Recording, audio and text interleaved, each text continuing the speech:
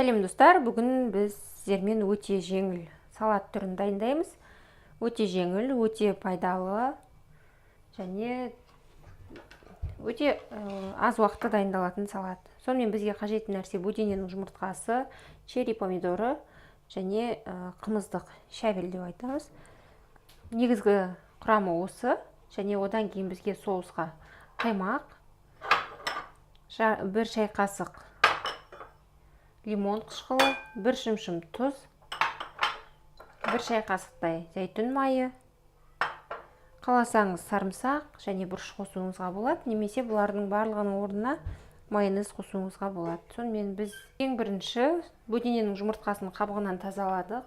Ендігі кезекте біз соусымызды дайындап қоямыз. Лимон қышқылы, тұз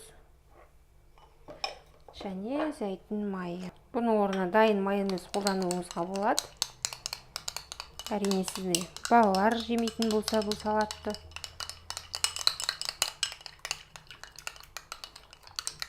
Соусымыз дайын. Ендігі кезекте біз барлығын турауға кірісеміз. Ең алдымен қымыздығымызды жуып, кішкене суын сорғытырып қоямыз және одан кейін ірі-ірірек етіп турай бастаймыз.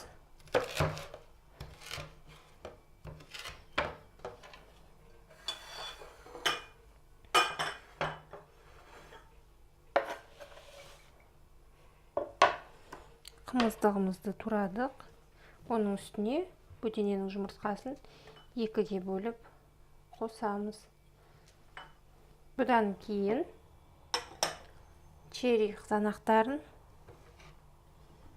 2-ге бөліп қосып шығамыз. 2-ге немесе 3-ге бөлулеріңізге болады. Ірірек болса,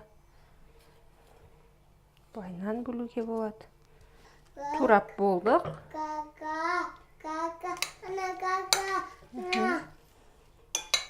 Енді соусымызды құйып,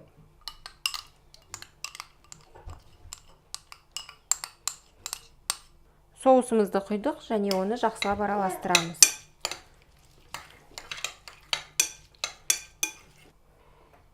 Салатымыз дайын. Енді оны ыдысымызға саламыз. Астарыңыз дәмді болсын.